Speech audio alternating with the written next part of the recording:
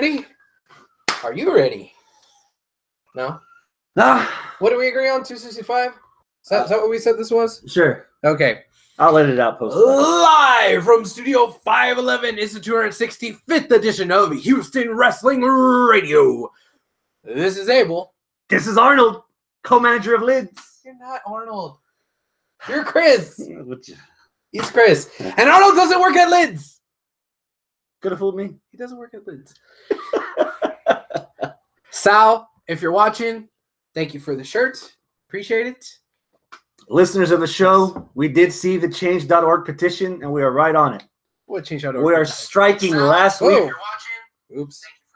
We are striking last week's episode from the HWR canon of the entire storyline of our show. Really? Yes. Why is that?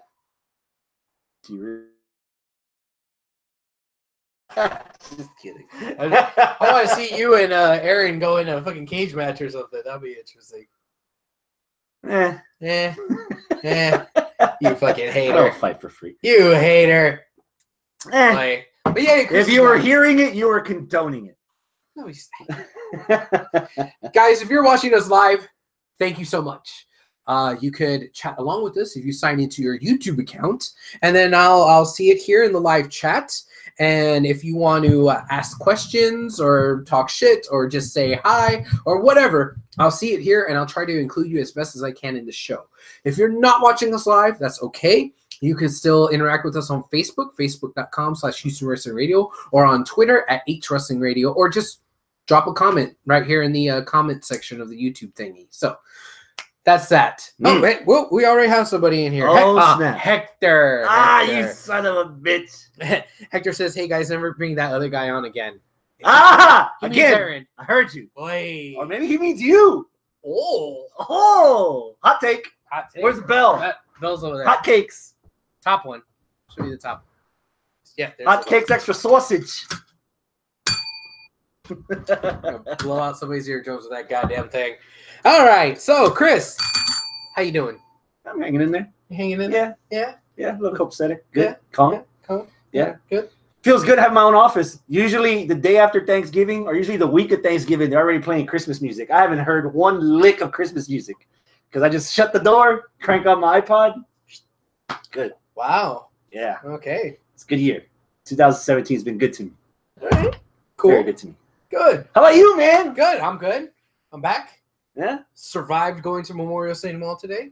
I heard you did some crop dusting out there. I did do a little bit of crop dusting inside the mall.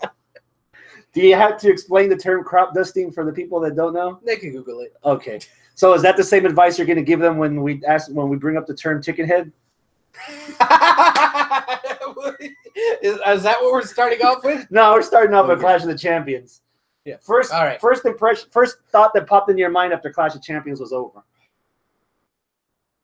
My first thought was that was the best match I've seen Jinder in. I was happy for Jinder, and then my second thought was, oh fuck, we're not going to see that again because that was his rematch. And that means Jinder's now not in title contention anymore. And they're probably going to just forget about him. They're not going back to India. And it's like, oh, fuck. Yeah, Jinder gets a really great fucking match. Finally, a one that might be enough that if he had been putting on these matches consistently, maybe the IWC wouldn't be as sour on him as they are now. Mm-hmm. But it comes at the end of seemingly his push. I mean, I can only imagine that this is the end of his push. And as much as I was happy about it, I'm immediately like, fuck, you know? What about you? Man, the first thought that popped into my mind when the event was over was Hell's Kitchen. Hell's Kitchen? Yes. Okay. Anybody that's watched Hell's Kitchen. There's too many people that don't know what the fuck they're doing. But it's crowded. Look at the card from top to bottom. You started with a triple threat match. All three motherfuckers are in the ring. Then you had a fatal four-way for the tag titles where four motherfuckers were in the ring. Okay. And then you had the tag match where if the bad guys lost, which I don't even know if they're bad guys after the match. The two bad guys lost. They're fired. You had two referees that were so out of sync that it was very off-putting to watch. Okay. And then you had the main event, which was AJ versus Jinder, but you still had the two little other critters running around trying to do something of themselves. Critters. Was that socially correct? No? I don't think so. That was heightist, not racist. Okay? So let's get that clear. There were so many people, and even the lumberjills or lumberjacks. Or am I supposed to call them? Now, is that sexist? I guess it's just lumberjacks. Lumberjacks? Okay. Randy, would it have been sexist if they had referred to them as lumberjills? That's a sticky topic. The resident feminist says it's a sticky topic. Okay. It depends on which feminist you talk to. It depends. Okay. And then with the riot squad, they were like supposed to be the bad guys, but then they even started beating up on the bad girls, and then fucking Liv Morgan beat on her own partner, and then there was only one face. She did accidentally hit her own partner. It just felt like I thought I was the only one that caused that. Like too many fucking cooks in the kitchen. I just had that meme in the back of my head of like Chef Gordon Ramsay saying, "You put so much salt and pepper on this." You know, I was like, "Fuck, it was over bloated in that ring." Okay. I wish I could have seen the pre-show match between Zack Ryder and Mojo Jojo. Oh, you didn't see it? No. Divulge. Is that your match of the night? Because of the way you reacted. No, my match of the night is still Jinder AJ. I really enjoyed Jinder AJ, but I was very pleasantly surprised by heel Mojo versus Zack Ryder. New theme music. Was he wearing yellow? He was wearing orange, so he's still burnt yellow. So that's that's a heel. He still got that like bro kind of guy, but that bro-ness of it, he's using to be annoying. Which it's the part of being a bro that people hate. Exactly. Yes, and I think him as a heel is going to fit so well, and the fact that he's Gronk's friend makes him a heel everywhere else except for fucking New England. So it's gonna fucking work, and I'm really on board with it. And then I also saw I can't remember if it was like Twitter or Instagram or something, but I saw it on Facebook and like one of the Facebook groups I'm in where he Mojo cut a promo where he was in the Performance Center and he was like, "Hey, Ryder, where are you? Not here." And like he just fucking went off on him. It kind of like the dueling promos between Miz and Corbin were like fucking great. And this promo with Mojo was fucking great. And then the entrance was great. His mannerisms in a heel role, he's hyped up, but he's not hyped to hype the crowd and be a goofy clown. He's like intense. I'm just gonna go for it and boom, boom, boom, boom, boom. And he has like this mean streak and nastiness in him that you saw in the match. He was fucking jaw jacking and talking down Ryder throughout the match as he was beating him up. Nice. And it was good, man. I was really surprised. I'm very optimistic for a heel Mojo right now. Okay. Yeah. That's probably the most optimistic you've been of him ever since he got on the ever basically. Yeah, I'm down, dude. Any other bright spots on the main card other than Jinder versus AJ? Well, hold on. Hector says Mojo looks like he took the font from the Usos. Okay. All right. What was that? What's the question? Any other bright spots besides AJ Jinder on the main pay-per-view? Perhaps the tag team match. I said last week that it might be a cluster, and I still stand by that. And I say that it was a cluster, but knowing that it was a cluster, I still found places and parts that were enjoyable. Rusev being fucking over. Oh, that shit. tag match, the tag title. Yeah, the Okay. 4-way. I'm sorry. That crowd ate them up from the moment they walked out. It was so good. I liked it. I still didn't necessarily like the idea of 4 teams where one guy from each team was legal the entire time and the legal guy could only tag his own teammate. Like, that didn't make sense to me because anytime we had a multi-team match that was like tag in and out, you would have 2 guys and anybody could tag themselves in. And I thought with all 4 in the ring and 4 outside the ring, it just fucking turned into a cluster. Mm-hmm. But when matches break down, and even those kind of matches where you're following the rules where it's only 2 guys in the ring and they break down and they do the big ass badass spots and they do the tag team tandem offense moves because eventually you're going to have that breakdown. It's cool. This match basically had that breakdown the entire time, so it was a little off-putting at the beginning. But once I got over it, it was enjoyable because there was motherfuckers flying all over the place. The reason why I don't feel as happy about that match as you were was because I couldn't hold on to that optimism enough because there were too many moments where there was 4 people in the ring and one bad guy was trying to pin one good guy, and literally you saw the other bad guy just stand there. Not try to break the count, just stand there. And then when he kicked out, it was like, dumb. You shouldn't have done that. Yeah. It was a lot of that. And like all the momentum it built up, every time it had that moment, for me at least, it went right back down. Or like when one guy had one guy in a submission hold and then there was another pair doing the submission hold. What would happen if both of them submit? Yeah. And like if you have one guy in a submission hold and then that guy submits, well, you should have let go of your guy and make sure the other guy. That's basically essentially breaking up a pin. Even both the faces at one point tried to pin both the heels, and instead of the ref counting with both hands to count for each one of them, he just did it once, and he didn't know who he was doing it for. Yeah, well, a lot of that. It literally felt like I was watching, like I was sitting at home at Travis's house watching him play a 4 corners tag team match on 2K18. That's what that felt like. Not in a good way. Not in a good way, at least for me. I don't play those games anyway, so maybe somebody that reads into that analogy might see it as a positive for them. But it just, another example of too many cooks in the kitchen for me. Okay, Hector asks this: do you think Gable should be charged with murder for all those suplexes he was doing at the end? Oh my god, those rolling, what was it, Chaos Theory suplexes? Yeah. Fuck, man, on that was Rusev, so good. He pulled it off on Rusev. On Big E. Oh my god. Yeah, I mean, okay, there was a lot of problems with this match, but there was a lot of highlights of this match too that I liked. I mean, if you did something different with the booking and the way you laid out the match, there could have been something really good there, you know? Because there was like nice little nuggets. Mm-hmm. Yeah. How about the 2 ref tag match? Okay, yeah.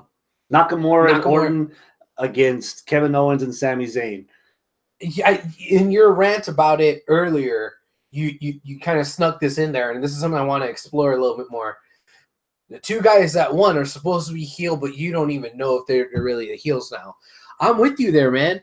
I think that Shane is being irrational. Shane is not justified in his blind rage, and Debray is right. And even though Kevin Owens and Sami Zayn are being kind of annoying about it, they're right. So I'm siding with them. I'm on their side. I don't give a flying fuck about Randy Orton and Shinsuke, who aren't really a team. Shinsuke's just as there because they're like, okay, well, I'm getting paid to do this. And Randy Orton's like, yeah, well, I'm the bitch for the authority. And like, I don't care about their storyline at all. The storyline's all about Shane, and right now, Shane is fucking wrong. So yeah, you're not the good guy, and you're supposed to be the good guy, and I don't buy it. There's a total fucking disconnect there, and I'm like, no. The beginning of the match, well, the first 98% of that match, again, was kind of hard to watch because they were so off sync. That's as far as the reffing went. And then he was like, all right, let's see if they can do this right by cutting the ring down in the middle. But even then, they bled over between. Like, I can see them trying to compromise. I can see the diplomacy between each other so they can successfully have this match. Even though in the back of your head, you know somebody's turning. But you would think it's either going to be Debray or at least Orton. At least a couple of weeks ago, we had our prediction show. That was going to be either one of those 2. You weren't here for the prediction show. I wasn't here for the week before. Yeah. So when it was Shane, I was like, I wasn't expecting that. And then when I think about it, I was like, wait, so does that make Zayn and Owens the bad guys? Or does it make them good guys? Or does that make Debray the bad guy, even though Debray didn't do anything wrong? Well, not wrong per se, because he balanced them. He brought balance to the force. Right. Shane counted not fast enough. Debray balanced that out by counting too fast. So in hindsight, it's balance. It's balance, but then again, do 2 wrongs make a right in that situation? I don't really know. That's the only part where I could see WWE justifyingly saying that Debray was the heel because, he did a fast count. Mm-hmm. But you know what fixes that? Okay, what fixes it? Beautiful promo on SmackDown. Daniel Bryan dropped the mic on him. It's like, are you Shane McMahon or are you going to be the next Mr. McMahon? And that left Shane like,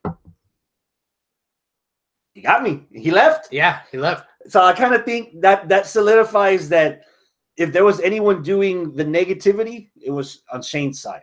I think there was a lot of people in the IWC that I don't mean to deviate from your point there. I don't know if I am or not.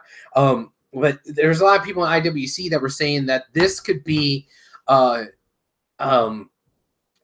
that Daniel Bryan is cleared to compete. He's getting in a ring, and he might get involved. And yeah, he did the thing where he jumped on top of the guys when there was the near fall or whatever. He got pushed. He got pushed, and it wasn't like a flat back bump. Yeah. You know, he was very well protected in that. But there was a lot of people going into this match. Oh, see, he's cleared. He's cleared. And right now in the live chat, Hector even says, "Do you think that we'll end up with a match between D-Bry and Shane?" I don't think that that's what the point of this is. Is it? I mean, you have Shane, who I've said this. I am no longer going to hate on Shane having matches. Okay, so if Shane wants to have another match, okay. But I'm going to take that hate that I would normally have for Shane and put that on D-Bry. I don't want to see D-Bry fucking kill himself just to have another match. If one doctor says, "Hey, you're going to die if you do this," and another doctor says, "You're fine, go ahead," I'd rather err on the side of caution and let Daniel Bryan still be fucking alive than see him in one more match. It's easy to say that because guys' mentality, they'll go to 100 people until they get the one answer that they want, and they'll lean on that one answer like the gospel. Yeah. You know, and it's it would be crushing twofold if they don't pull the trigger, because number one, Daniel Bryan's had this wish list for at least 3 years. Okay. If he had one match left, it would be against Shinsuke Nakamura. He was in the ring with Shinsuke Nakamura on Sunday. Number two, this isn't the first time they tug with my emotions here. Don't tease me if you're not going to please me. The pipe bomb on Talking Smack with The Miz, where he lit up Daniel Bryan like a blunt. And all that from there, those 3 or 4 months of like super awesome build of, oh my God, remember The Miz is relevant. And that went nowhere as far as what people thought, oh man, this is going to be the match that Bryan's going to return to. The Miz is a safe enough wrestler that he's not going to get hurt. It'll still be presentable. The story will drive this match to where you don't have to do a 35-minute Ring of Honor special. Yeah. 10, 15 minutes, bring the point across, and you're home free. It's odd that I'm going to say what I'm about to say, but for all the car crashy stuff that Shane does,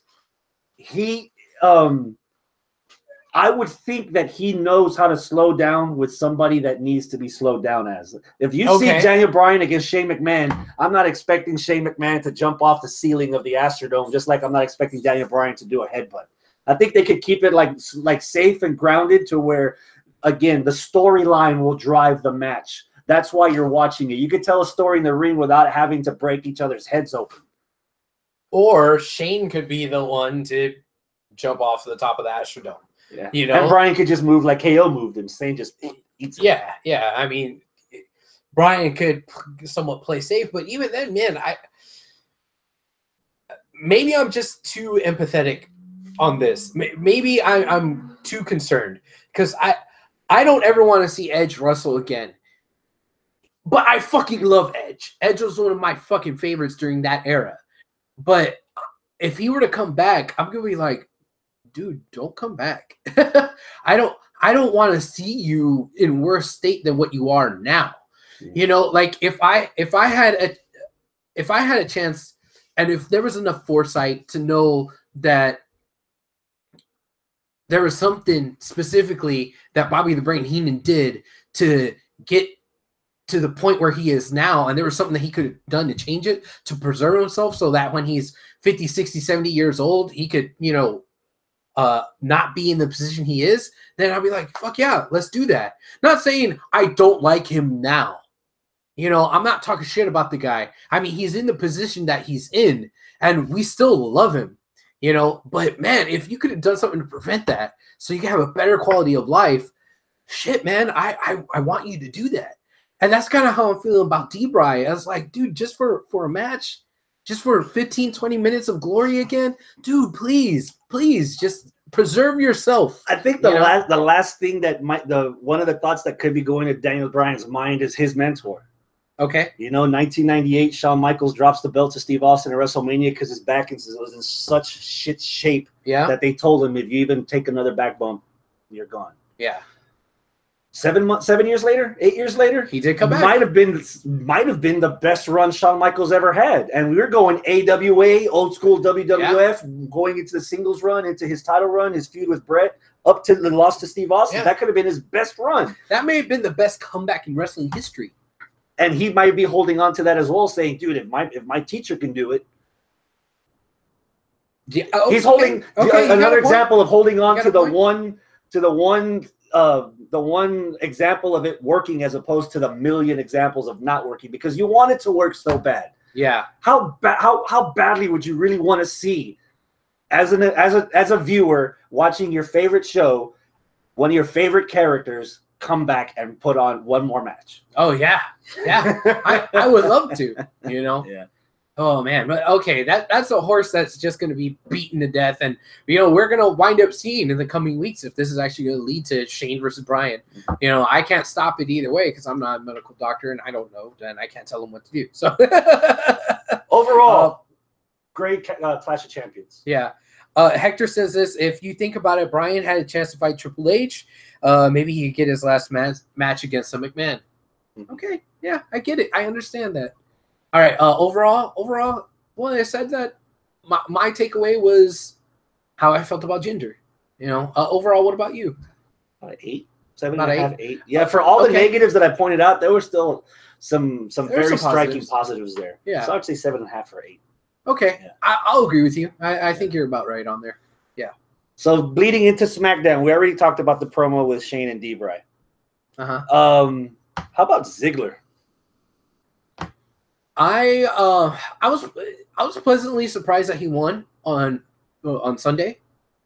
When he came out and then did his thing on Tuesday, I'm not really sure what to make of it. I know that the obvious thing is, okay, I guess he retired. And that's kind of cool that they allowed him to go out on top, if this is really him going out. Now, I remember that there was like these rumors going around that, he wanted to leave and he didn't want to stick around and he was, disgruntled, and WWE was going to try to maybe give him a push to gruntle him. And I thought, well, maybe this was his push, but apparently it wasn't enough for him to re-sign. So he's still going anyway and just left the title in the middle of the ring. But all that kind of follows the script of what the IWC and the News with the Z has been saying, too close. So it kind of makes me think that maybe WWE is working the IWC with this. Maybe WWE wants us to think that Dolph is disgruntled and is going away and didn't renew a contract when really he is, and he's just fucking working everybody. So I'm not sure. I'm interested. I want to know what happens next. But if this isn't just kayfabe, if this isn't just working, if this is the last we see of Ziggler at WWE, I'm gonna be kind of a little bit sad, because like, oh man, that sucks, because I've always wanted more out of Ziggler than what we got. When Ziggler finally did get to the top of the fucking mountain, it was just for a cup of coffee because he got concussed, and they're like, oh, this fucking concussion protocol bastard can't stay healthy, so let's not give him chew gum. Yeah, let's not give him another run. And I was like, come on, man, no, he's good, give him another run. And it wasn't until like the last year or so that I've even fucking soured on him. Yeah. So it's like, it's frustrating, it's sad, and I don't want that to be the end of his. This is the end of a WWE career, and he goes and does the Cody Rhodes thing and fucking lights up Japan and the Indies and ROH. Well, then that's something else, But I don't know. If the title's vacant, there's one guy that could just slide right in. Oh, you don't even care about Ziggler. You're going right to the vacant title. Okay. What's that? Who's that? The modern day Maharaja, Jinder Mahal? Rub it in. Jinder Mahal is the U.S. champ. Rub that shit in. Like salt in the wound. Do it.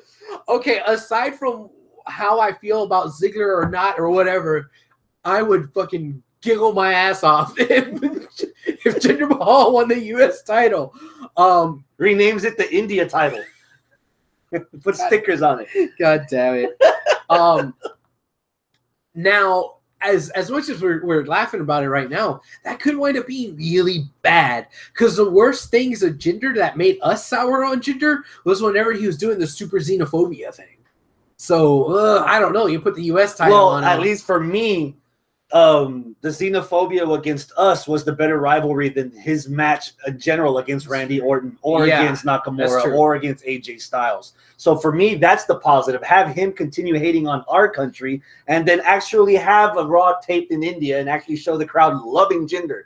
They could easily, if there's still time to save this, where you can have Jinder be this generation's Bret Hart, where he's a douchebag heel in the United States, but the second you cross that border, you roll out the red carpet, you kiss his shoes until your lips bleed, because he was over like Rover in Canada during that heel run. Yeah, you can do that with Jinder. Yeah, there's still time. Okay. I think there's still time to salvage the character of Jinder Mahal. I think for whatever lack of what we got from what we thought we wanted to get from his title run, at least WWE made a conscious effort to create a viable new star on their show. And there's still time to do more stuff with it, even though he's not necessarily out of the heavyweight title picture. There's another belt he can go for. That's true. Take it. Okay. Yeah. I'm okay with that. But dude, you kind of just blew off Ziggler. What about Ziggler? How do you feel about that? Who? Oh, god damn it. Who cares about Ziggler? You know what today is? What's today? Rusev Day. Oh, just like yesterday, just like tomorrow. Happy Rusev Day. Cheers. Happy Rusev Day, everybody. Putria. Rusev Day. Miri Putria. It just makes me happy. I want one of those goddamn Happy Rusev Day t-shirts. I want one of those fucking t-shirts. Oh, man. I'll wear that every day because every day is Rusev Day. I know we talked about it earlier, but I'll say it again. Oh, my God. Boston ate them up. Yeah. Love it. And same thing in New Jersey, in Newark, in Tuesday. They ate that shit up, too. Now, how long before you pull the trigger and actually turn at least Rusev face? He's been getting facey reactions for, what, most of this year?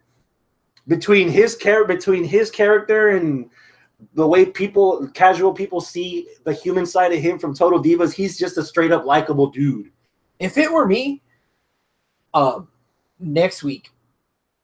Next week? Yeah. He's already there. He's already getting the face reactions. You don't really have to do much other than book him against other heels. Have him fucking go up against the Usos. And I know the Usos have been kind of tweeners, but you could kind of sweep the tweener-ish under the rug with the Usos and make them more heel-ish again and have people fucking cheer for Rusev in English. That'll work, man. Like, it doesn't have to be like, oh my God, it's a fucking face turn. It's like, be subtle about it, but start it next week, man. Start that fucking turn right now because it's already there. People are already cheering for him. The Happy Rusev Day shirts are already fucking selling. You know, it's crazy, it's weird, but it's good.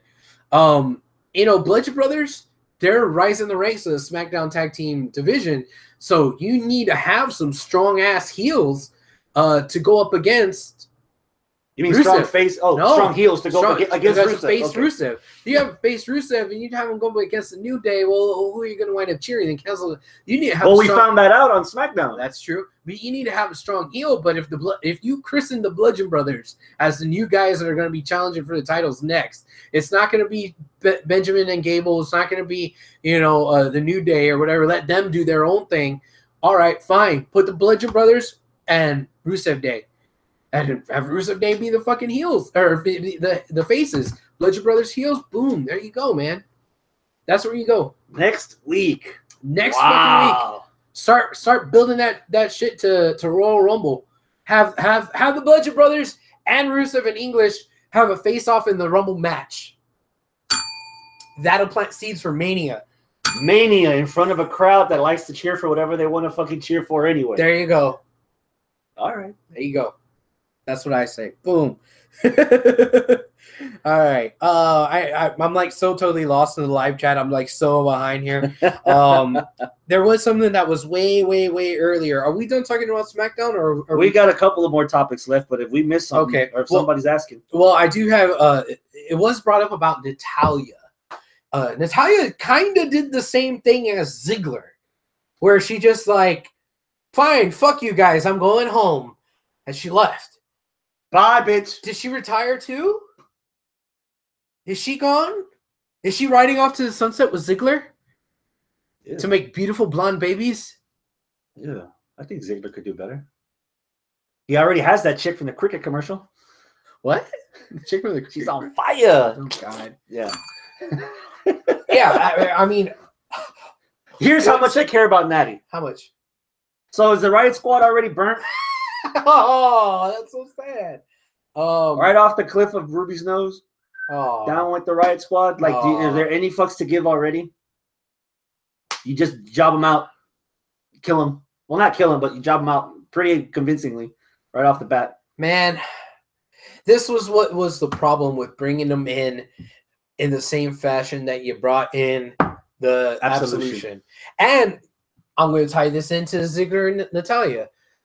Natalya is the afterthought as a retirement, while Ziggler is the one that everybody's talking about as far as retirement goes. You do it on the same fucking show, the same fucking angle. Somebody's going to pick one over the other, and the other is going to be fucking forgot about. I guess Natalya is going to be the one that's forgot about here, and the Riot Squad is the one that's forgot about between the Riot Squad and Absolution. And it sucks for both Natalya and the Riot Squad, because she's gotten enough. No, I think she's been there for how long? She's won how many titles? She's been there for how long? She has won, but like twice? No, once the title, and like she was fucking second fiddle to Beth Phoenix forever. Then when Beth Phoenix left, you thought she was going to be first fiddle, and then no, she wasn't. You know, and then the Riot Squad, they're forever now going to be known as second fiddle to fucking Absolution, and they're not even on the same goddamn show.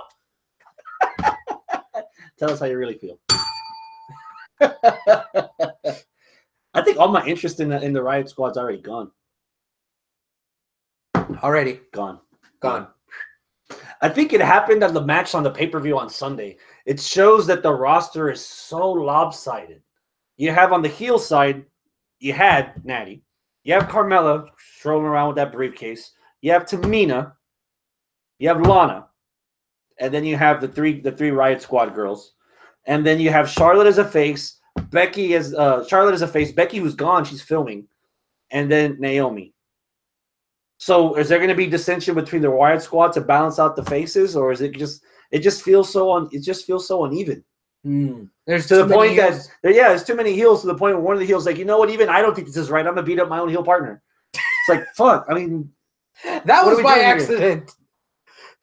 You think so? Yeah, Liv Morgan accidentally hit. Was it? Which one was it? Was it? It was the ugly one. Finish the joke.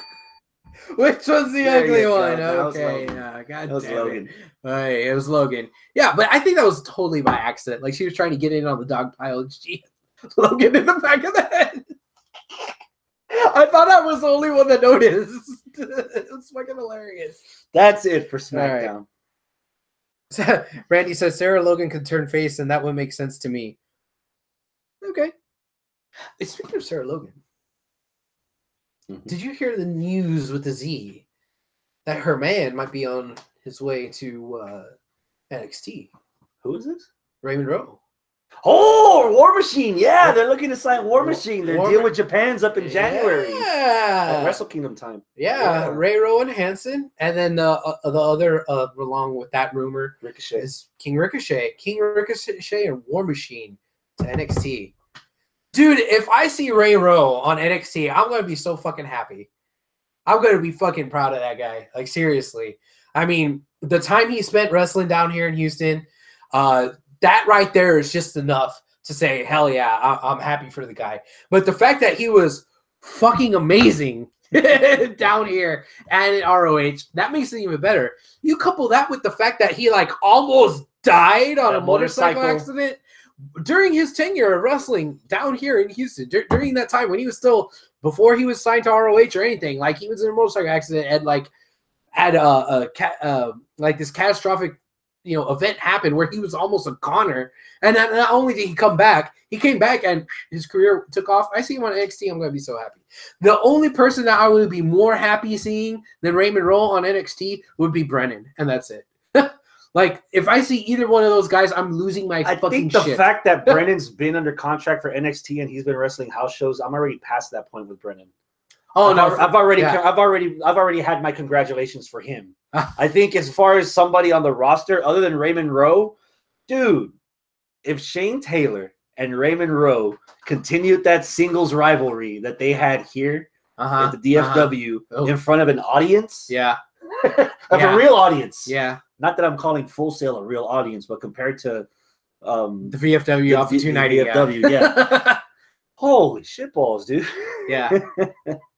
Not to say that Shane's not doing gangbusters right now because he's in Ring of Honor doing some good stuff. He was in the Fatal 4-Way for the television title in Final Battle, and he's I think he's might be possibly doing some stuff at Wrestle Kingdom too. There's still time for that. But yeah, I think it's already implanted in my head that Brennan's been in NXT, so I've already passed that milestone. Like the first time I saw him on TV, he was a security guard, got killed by Nakamura. The first time I see him as a wrestler making a fucking debut, I'm gonna mark out and lose my shit. I seriously am. Not as a security guy, not as a background guy, somebody that you're not supposed to see. If he shows up and hey, it's Brendan Williams or Marcellus Black or whatever they're gonna fucking call him, I'm gonna be like, oh, and I'm gonna need a towel. Well, if you're gonna lose your shit, you're gonna need more than a towel.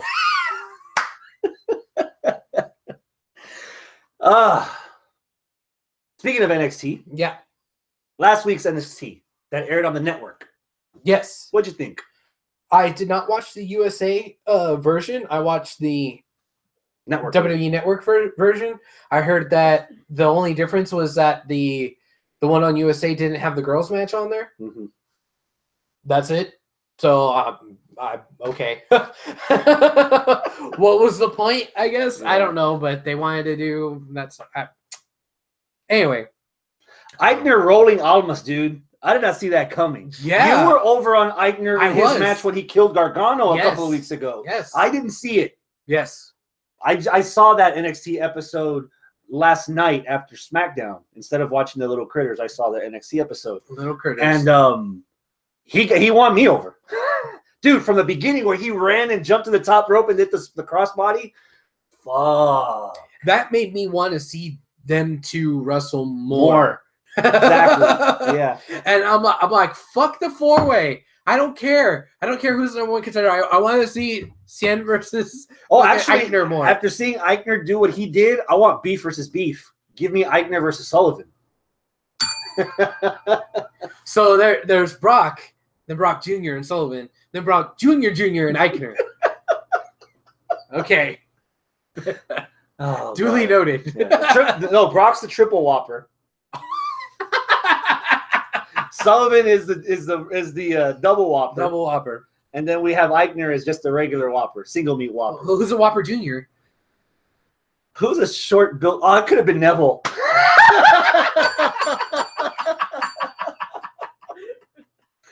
Little 3'5", but he's cut like a motherfucker. Well, no. If you gotta go with somebody currently on the roster, go with fucking 8-pack. Ah! 8 reasons why I'm the Junior Patty, right there. We'll call him the Baconator. Oh God, no, that's Finn Balor.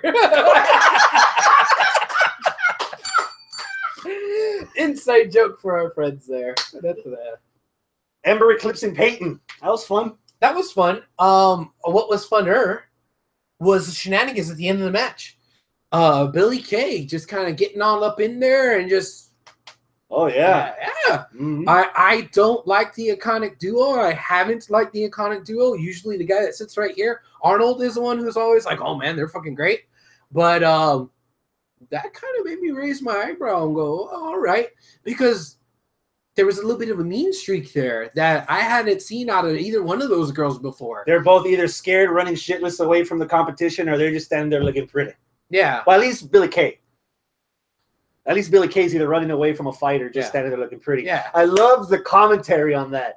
Every kick begins with K. Every kick begins with K. That's a shirt. Good. That's a fucking shirt right there. And when she first debuted long time ago, the first compliment you had about her was, "Well, I like her kicks." Yep. So yeah, let's fucking build on that shit, guys. Seriously, let's have her be. Her style is kick. Yeah. Because somebody was using that before, but now they're not, so it doesn't matter. And it's not on NXT anymore anyway, so her style is kick. Every kick begins with K. Awesome. I like it. Fucking awesome. I like it. Any interest in Ember Moon versus Nikki Cross if they once those marathons intersect? Wait, what? Ember Moon against Nikki Cross. Is that gonna happen? Well, you saw the tease. Nikki stared at the belt. Ember's like, "Bitch, that's mine." I thought she. Okay, yeah, all right, yeah. So Ember's just like the fill-in for Asuka. Everything Asuka did, Ember's gonna do. I guess so. Which is exactly what I didn't want her to be. Exactly what I didn't want her to be either. I didn't want her to be like the Houston Rockets when Jordan went away. Here's the other problem to counteract that. Yeah. We've had her on television for over a year. Technically, storyline-wise, I still have no idea what an Ember Moon is. She Black Asuka? Laska? That sounds like a Street Fighter reject. No. That sounds like a Tekken character. God damn it. I think that, man, I really like Ember Moon. Oh, so do I. You know, It's cute. but I don't want to shut up. I've said this way too many goddamn times on here, so I don't really want to get into it that much about her, but it's like you got to either go 100% one way with the fucking Mortal Kombat character, or you need to go 100% the other way and just have her be her. Cute chick from Dallas, Texas, as opposed to... Well, not necessarily just cute chick, but just like let her be her, you know? Like you'll see her in the back with just jeans and a t-shirt, and it's like, okay, cool, she's, you know... And her colored hair. Yeah. You know, like she's cool, you know, kind of nerdy, kind of geeky, but, you know, still all about wrestling kind of thing. Or just have her be this weird-ass Mortal Kombat character who's fucking mysterious. Do one of the two, but you're straddling that line, and you don't like straddling? No, sir. I don't like it. Why are you looking at her? Because she looks like she disagrees with that statement completely. Match of the week candidate. Oh! So far, up top, front runner. Oh! Aleister Black versus Adam Cole, baby! Because the complete and utter annihilation, the verbal diarrhea, Adam Cole through the entire match, talking so much shit, knowing he's like half the height of Aleister Black, knowing that in 10 seconds, Aleister Black can kill him 4 times before he hits the ground. Mm-hmm. Yeah. And Adam Cole, like that little chihuahua that just doesn't know when he's supposed to be afraid, just kept barking and barking and barking at Black. And for the beginning, Black didn't know what to do with it. Yeah. He's like, what the fuck is that?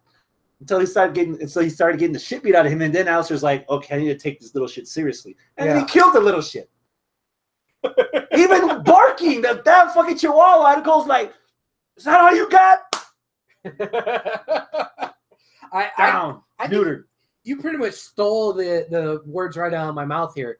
I loved the psychology of this match because it didn't make either guy look less than what they are. Yes. Adam Cole is supposed to be a cocky...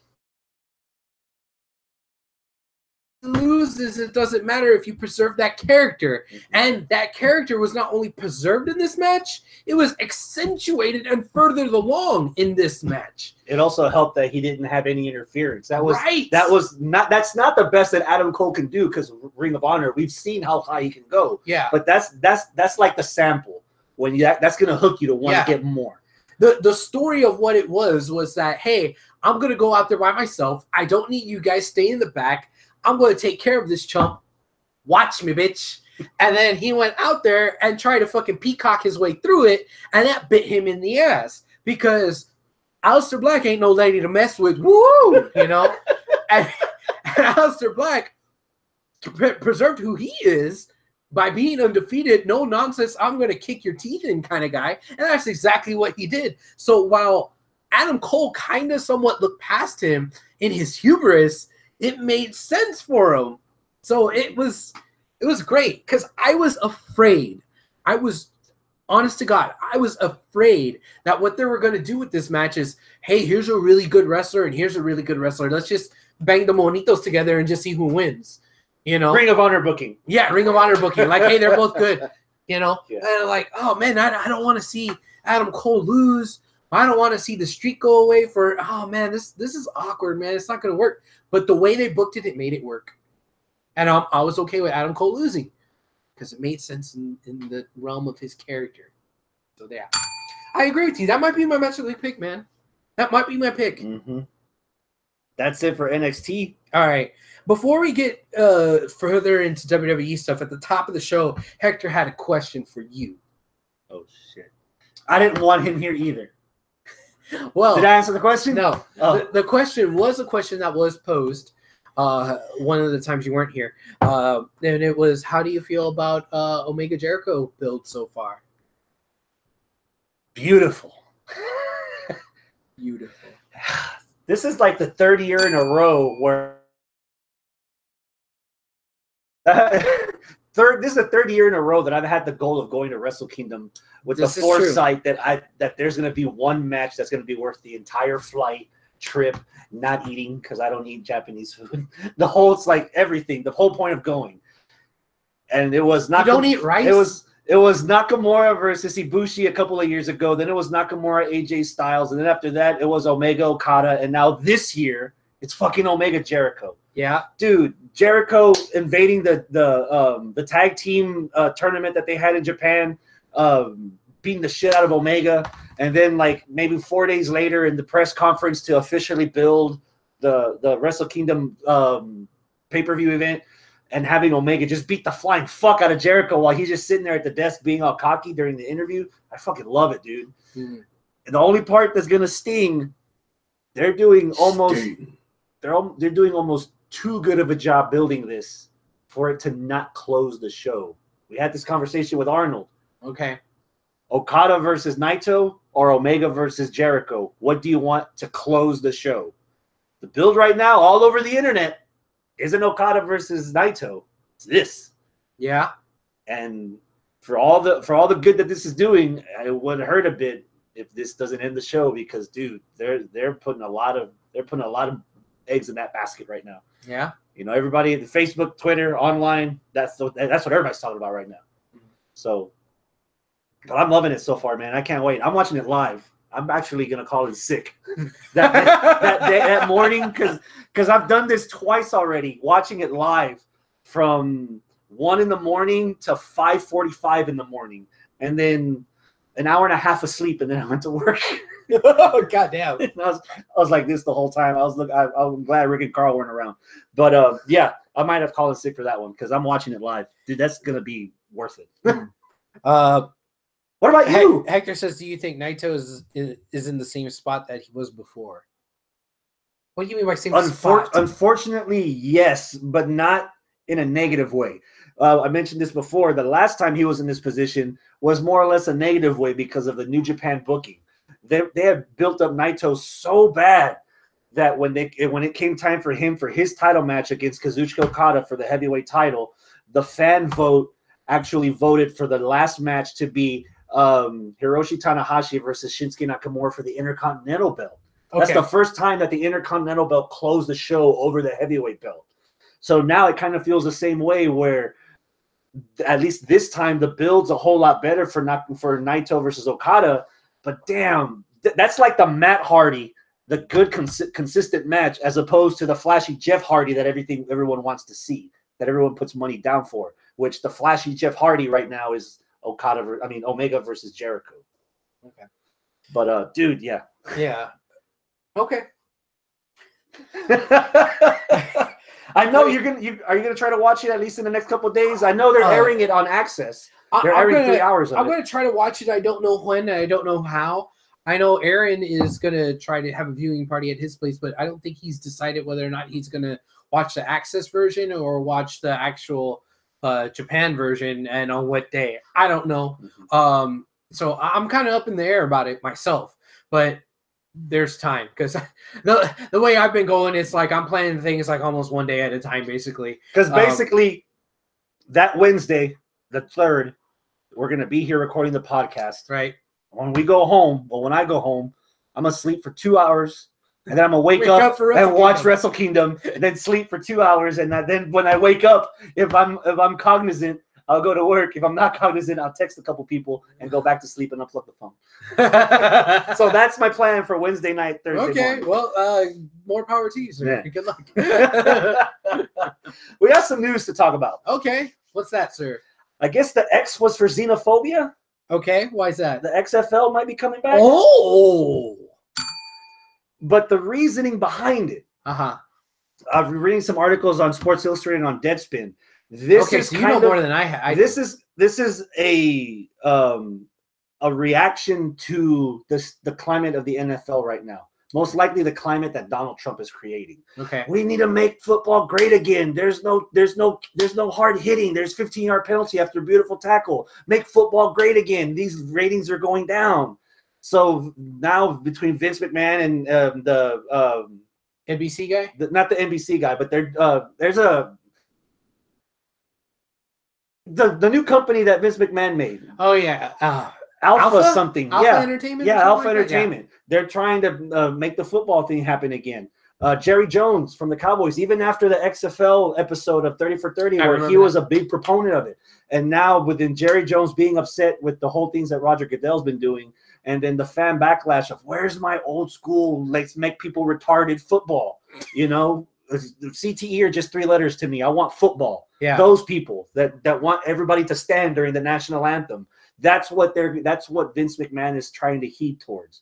So that's the possibility that the XFL might actually be coming back. They even called WWE's offices to either verify or deny, and there was no denial in their statement. They said that Vince McMahon and Alpha Ventures are working on something independent from the wrestling part of the company, and they have something to announce January 28th, which is Royal Rumble weekend. Oh, okay. And the problem that they had before that they're not going to have this time if they play their cards right. The reason they lost the league folded after one season. NBC was losing ratings. They couldn't afford to lose money by funding a losing entity if the ratings weren't going to reflect what they were putting in money wise. Okay. You have the WWE network now. You have your own platform. Which the WWE network was modeled and built by people that made the MLB network. Yeah. So have a new season of the XFL. Whet our appetites by showing us the first season on demand for us to look at. And you've already got your own platform for distribution, and they're gonna try to go back to those same markets before. Yeah. Or which was Las Vegas, LA, Chicago, New York, Miami. If Jerry Jones is involved, might be going to Dallas also. Just like in the 30 for 30s, like, hey, even if you're selling 15,000, 20,000 tickets, that's on a Sunday that you normally wouldn't have had football or anything. You're making something. Yeah. So there's an appetite there. So I guess once January comes around, we'll get more. But as of right now, the fact that people have tried to get it verified and there's not a single denial, it's adding momentum. Yeah. More heat to the stove. That's like, you know what? I think something's cooking here with the XFL being brought back. Would you want more football? I could barely take as much football as is already. And you don't even watch college, do you? No, I don't. No? You don't watch Arena League? No. You don't watch CFL? You don't watch the Lingerie League? Nothing. Well, you're just the NFL bread and butter guy. Not even that. I'm just like a Texans guy, and not even that. Like, I'm a fucking fair weather bandwagon fan. Yeah, you're not even a fan because we're like 4-9. Yeah, I haven't watched a game since Deshaun got injured. Like, seriously. And even then, they could have signed Kaepernick. Yeah, they could have, but no, they didn't. Seth, what's up, buddy? Welcome. Yeah, he brings up, isn't Vince and Trump and all them friends? I go, yeah, and the portion there brought up, the fact that Linda McMahon is in Trump's cabinet. Yeah. I mean, maybe this has a little something to do. Maybe somewhere around in there. I don't know how deep that rabbit hole goes, but We'll see. I don't know. I mean, if the XFL is coming back just so that they can make everybody fucking stand and just so that they're like, fuck concussions, I don't know how many people are going to be like, hell yeah, let's go watch it. You know, I mean, like if they're just trying to be, you know, dicks, like, I don't know. If the NFL, like for people that really, really love football, which, like I said, I'm a fair weather fan. Okay. But for people that really love football, I can see them wanting an alternative, but you just rattled off all these other alternatives to football, you know? So is that market kind of saturated enough already? I mean, how's the new XFL going to compare to Arena or CFL? I mean, is that going to be any better or worse? I mean, that was what the big downfall of the XFL from the get-go was, the fact that people thought the games sucked. And the games sucked in the first 2 weeks. I watched the entire season front to back. I was sold on the XFL. So and you even saw the $1 million game? The first 2 weeks sucking. Yes, I saw the $1 million game. The $1 million game was fucking good. Mm-hmm. It was a good ass fucking game. It was very exciting. It was back and forth. But it wasn't until like after week 2 when all the coaches kind of got their mojo going, and the players who were like either college people or ex-NFL rejects or whatever, everybody started to gel and get on the same page. And they changed all the shitty rules that weren't working in the beginning. The style was different. The rules were different. So people didn't know what the fuck. So, yeah, the first 2 weeks sucked. But the first 2 weeks were the weeks that they needed to grab people to get viewers. So the rest of the season, even though they were improving and even though it was good league-wide, everybody was like, fuck that. That's shitty football. I'm not going to watch it. So that could wind up happening this time again, where they organize, put all this media and funding and campaign and all this good stuff behind it. But dude, if on day one, game one, if that game is a blowout or is a fucking flag festival, then or goose eggs both sides, or goose eggs both sides, then the entire fucking season is screwed because you're not going to get back those viewers again. If Kaepernick quarterbacks one of those teams. That'll get some eyeballs onto it. It will, but if this league is supposed to be even more hardcore than the NFL, then would they even want somebody like Kaepernick? Like how far are they going to go over here? Are they going to be like, this is America's team, and you know, fuck all them people for kneeling down during the anthem and all that? Like, is that going to be the flavor of this XFL, or is it going to be, hey, this is the alternative? You know, we'll sign Tebow. We'll sign Cap. Yeah, come on. We'll bring back He Hate Me. We'll bring back He Hate Me. We'll put stupid names on people. Yeah. You didn't like this guy in there. Teabagger. Yeah. Then bring him in. Let's stir the pot. If they give people, hey, if they say, you can stand or kneel or whatever you want. You can sell hot dogs during the national anthem for all we give a fuck. Yeah. But whatever you do, make it entertaining and put it on camera. Then, yes. Okay. Then, yeah, I'll be down with that. And I bet you other people will be down with that. But if they try to make it where it's like, pure wet red state stuff, then nah, it ain't gonna work. I feel like we talked way too much about potential XFL here. Yeah, all right, that's enough football for the year. Yeah. Dalton Castle's the new Ring of Honor champion. Oh yes, your dude, Peacock. Yes, Planet Peacock. I'm down. I'm very, very excited for this. I was very excited to hear the news. Arnold asked me, who the fuck is Dalton Castle? Oh, no. Just when he wiped the stink off of you from the last suggestions you made from him. Yeah. And he asked you what Dalton Castle was? Yeah, and I told, oh, man, Dalton Castle's awesome. He's got this flamboyant gimmick. That he's in the wrong company because his gimmick is so good. He's got the boys, and he's got this and that, and it's funny as hell, and he's really pretty good in the ring. Okay, cool. You know what? I'm going to pull up the match, and I'm going to watch Cody versus Dalton Castle. I was like, good for you. Go ahead. Go on and do that. He didn't like the match. He thought the match wasn't that good. Honestly, the match wasn't that good. I didn't think it was a great fucking showcase for Dalton Castle. I think the people that marked out for the match marked out because Castle won. But if you don't know who the fuck Dalton Castle is and he's just some other ROH guy, you're like, this match was above average, but that's it. It wasn't like, oh my God, blow me away. That wasn't worthy enough to close a pay-per-view. Your pay-per-view of the year. Final Battle is their Slam. It's their Bound for Glory. It's their WrestleMania. I don't know what the rest of the card was, so I don't know. Maybe it was, maybe it wasn't. But what I'm trying to say is, it wasn't enough to justify me talking up Dalton Castle so much to him. Okay. You know, Dalton Castle is like, before everything else, a fucking showman with his gimmick. Not saying he's a bad wrestler. He's a good wrestler.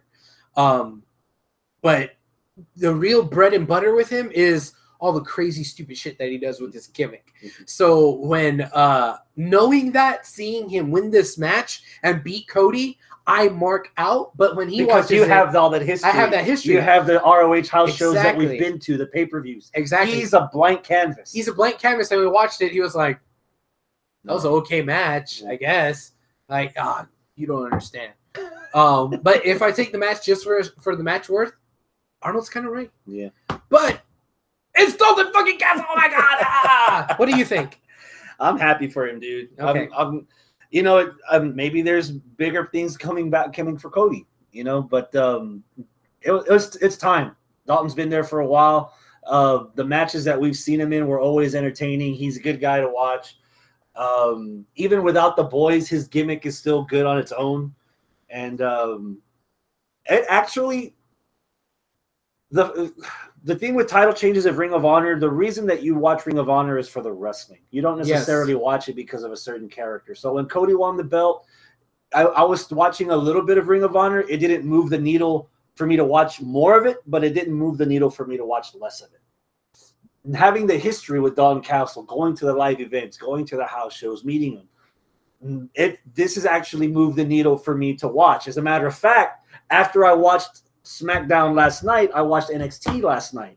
After I watched NXT last night, I actually watched the episode of Ring of Honor television that was available on the website. Okay. The quality was still shitty, especially because I have stream quality. Yeah, because I have a 55-inch curved long panorama thing. So those feeds, when you see online, they don't proportion well on a TV like that. But I still, I liked what I did see though. The signing between Cody Rhodes and Dalton Castle. Caprice Coleman got a U.S. title shot against Kenny King, and that was a fun match. Again, this U.S. or television? Television. Okay. Television. This was the go home show for their pay-per-view Final Battle. So that's why all this pre-stuff that they showed. And they also had Shane Taylor on there. Actually, he accepted a bribe from Coleman to be his muscle outside the ring. So you saw Shane out there. I was like, Shane, my dude. It was a fun episode, man. Yeah. And I want to be as optimistic as I normally am when there's a big change. You know, for about a good 2 months, I was watching ROH television online, even though it was weeks behind the availability on the website. I was still watching Ring of Honor for the first month or two. Okay. After Cody beat Christopher Daniels for the belt. So I would like to last at least that much, if not longer, watching some Ring of Honor now that Dalton Castle is the champion, because it's going to take 2 or 3 weeks on Ring of Honor television before the next set of tapings where we actually get to see him as champion. So even then, it's going to take some time. So, but I'm looking forward to it. I want to see more. Hector brought up a spot in the match that did. Yeah, I agree with you, Hector. It was a good spot. Brandy jumping onto the boys. Oh no! Brandy taking out the boys was awesome. Oh. That was fucking awesome. Was it more awesome for us or for the boys? Aye. That one piece that she was rocking. Oh, woo! dude. Brandy. Oh, but Seth is saying, what was the deal with Cody's hair? His barber fucked up. I disagree. I think he's continuing the lineage. Yeah. Dustin Rhodes and Dustin Runnels. Yeah. And I think he looks more like a heel with that on there. Like it makes. So all blondes are evil to you? No, well, no, but I think I know. Rand, my wife is a blonde. Dirty one. Anyway, no, I don't know. For some reason, it just kind of made him look more heelish. Maybe it was like an arrogance about it, about him rocking it. You know, it's like, yeah, I could be whoever I want to be. I'm a, just, I don't know. It just made him look a little bit douchier. And I liked it, for him being a heel. I liked it. So, yeah. Well, that's it for the news. Okay. Oh, Brandy Rhodes is going to be on Wags Atlanta. So that's it for the news. And I'm just saying, I'm probably actually gonna fucking finally tune into a WAGs show just because of Brandy Rhodes. You still lost me. I don't know what a WAGs is. Wives and Girlfriends? Yes. Is that what it is? Wives and Girlfriends. Of So, course. yeah, it's like a fucking like a Kardashian fucking reality show with. Now you completely lost me. Yeah, well, whatever. You're one explanation away from getting punched in the face. So, Brandy Rhodes boobies. oh my God! There you go. Yeah. I brought him back. Yeah, I'm a big fan of Chloe too. So Raw, what's the one? What I think I'm already burnt out of. Oh, hold on. Does this mean Cody will get his rematch at Wrestle Kingdom? I think so. We normally get that. Yeah. I think was it a couple of years ago, Elgin won the title at Final Battle over Adam Cole, and I think that 3 weeks later at Wrestle Kingdom, Adam Cole took the belt back from him. So we might have Dalton Castle at Wrestle Kingdom? Well, there is an ROH title match scheduled for Wrestle Kingdom. There has been for the last 3 years. I'm okay with so that. yeah, I'm okay with that too. I'm very okay. In front of the Japanese crowd, I wonder how they're gonna take a character like that. Oh no, I love it. I want to see his fucking entrance. I want to see like legit peacocks flying out of cages. Yes. Peacocks don't fly, but yes, They strut like a motherfucker. They strut like a motherfucker. He'll probably have he'll have the boys, and then he'll have Japanese boys.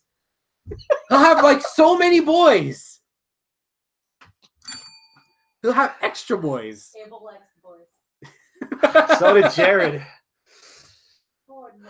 So I think I'm out of the Absolution bus bandwagon also. Okay, we're back on Raw. Yeah. All right. Absolution. Because I found out how to stop the Absolution. Have Stephanie McMahon walk out. Oh, That was the worst timing for that Royal Rumble announcement ever. Like that completely. Oh yeah, I love what y'all doing, but just pause because that doesn't matter right now. I have something to say. And she came out and did the Royal Rumble announcement, which is fucking awesome. Raw, SmackDown, some girls from NXT tweeted that they're looking forward to it, or that so there's a possibility the NXT chicks are there. Rumors are running wild that Trish might return for this Rumble match. Hell, there's already speculation that this is the match that Rousey debuts and wins. Ooh. But you're gonna announce that in the middle of an Absolution beatdown. That timing was awful. I don't think it was bad timing. I think it was bad execution. Okay, the timing was right because all of them are out there. They were all out there. So none of them selling their beatdowns that Absolution just gave them. The way it should have happened was that beatdowns should have been sold, but Steph should have went out there and said, "Everybody, hold on." And they kind of ignore Steph, and they keep punching. The next woman to throw a punch gets fired. And then that fucking stops everybody. You know what? Y'all want to fight so bad, and there's so many of you. You know what? I'm going to throw y'all in a Royal Rumble match, and we're going to have the first ever, so take that. Like, boom, right there. But the way she did it, she was like, we made history. We're going to make history again. Y'all fought at Abu Dhabi. Y'all did this. So we're going to, and you had Alexa and Nia, who we know are like best friends, IRL. But like kayfabe, they're not. But you had them standing directly behind Stephanie, holding back tears, hugging each other. And it's like, oh, come on. You have Paige turning around and giving Mandy Rose and Cruella DeVille. No, what was her name? Sonya Deville. Sonya Deville, a big hug when Sonya's supposed to be just this menacing enforcer and like giving a big hug. All of them are all kind of standing behind her singing Kumbaya. Like, no, do that in the back. Save that for the YouTube video. Save that for the fucking social media stuff. Save that for Total Divas. But during the fucking kayfabe, which that right there, that time when that red light is on and you're fucking filming live, that is kayfabe time. So kayfabe, book the match because of frustration because the women are tearing each other apart. And then the heel's like, oh my God, the face is like, yes, opportunity, and I'm going to kick your ass. Everybody losing their shit, but not like, oh my God, we're making history again. That fucking killed that announcement. Yeah. I'm still happy as fuck that we're going to get a women's Royal Rumble. Mm-hmm. I think that's awesome. And yeah, they're right when they say in the video packages, first time women fighting in Abu Dhabi in the Middle East, first time women's had a Hell in a Cell match, first time women's Money in the Bank match, all this and that, all these badass things that the women have done over the last year is fucking amazing. and top it off with a Royal Rumble match, I'm intrigued, and it's also fucking amazing. But dude, don't book yourself out of it. You know, and that's kind of what they did here. This is one of those situations where I like rail so heavily against when it's less about the purpose and more about the attention. You didn't need 10 minutes to explain what a women's revolution was. Everyone in the ring knows everyone in the audience should know, and everyone at home watching should know. And if they don't know, it's because of moments like that you just did that confuse what's scripted, that what we should be watching as entertainment and what we should be taking as real. Mm-hmm. So them blowing up their chests and bragging that they did XYZ, it kind of feels like, dude, it's not organic. It's like you're just doing it just to grab attention, as opposed to, no, these women have earned this. But you could still do that. If you did it the way that I was saying, where you just do it from a booking standpoint, because next Monday, throw a fucking video package together where they're talking about the history that the women have been doing. Yeah. All the points that Stephanie hit, have that in a video package. When you're advertising the show, when you're sending Sasha out to do radio interviews, when you send out fucking Charlotte on Good Morning America, have her hit those talking points. You know, say, hey, yeah, we're making history. This is amazing. You know, this and that. But like, don't. You're right. The booking isn't the booking. The booking is the history, and that's what kills the kayfabe of it. Yeah. And man, I want to be. I don't want to belabor this too much, because I don't want to take away from the fact that I'm excited for this to happen, because I am. I just think that was the wrong way to institute it. Mm-hmm. But now that we're here, can we just do some like wild speculation as to what the hell's happening with this thing? Judging by previous WWE history, okay, having the winner, the first ever female Money in the Bank winner, be a man, I'm suggesting that Stephanie McMahon's going to win it at number 30. What? Oh,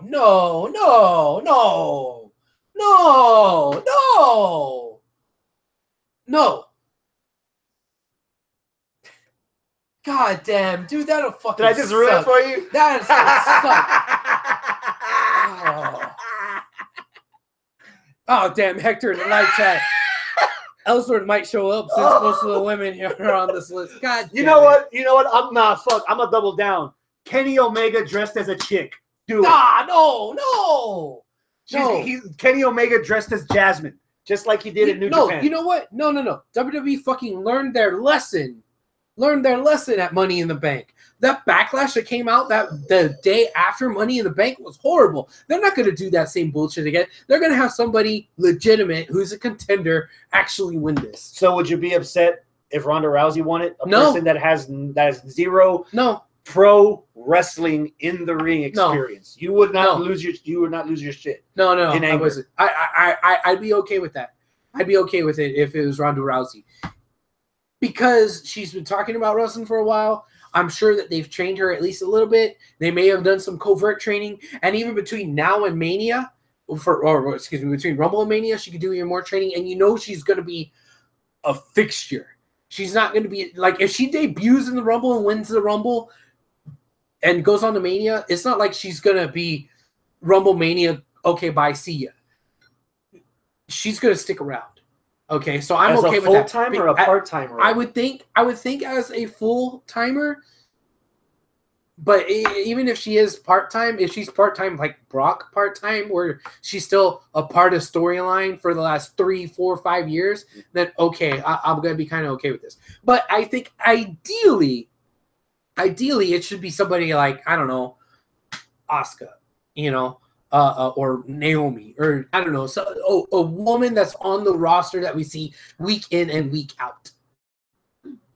Somebody that deserves a title shot, ideally. Now, if it's Ronda, I'll acquiesce there. If it's some other girl that we haven't seen that just debuts, then I'm going to be skeptical. If it's McMahon, Stephanie McMahon, no. Hell no. No way. If it's Ellsworth, fuck that. But okay. How do you think this is actually going to play out? Because we've had already in the live chat earlier, Seth says that he doesn't think it's going to work out because that's too much time being taken up. How do you think that's going to work? It would have to be 20 women only. Okay. I understand the women's movement. I understand the women getting emotional, but why the hell was Alexa Bliss being emotional? She's the champ. She's not going to be in this match.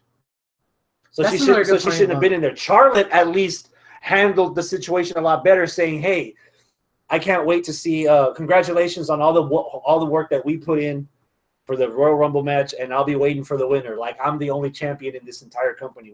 I beat the other chick. Fuck this other chick that's on Raw." I like the way that was handled on their end.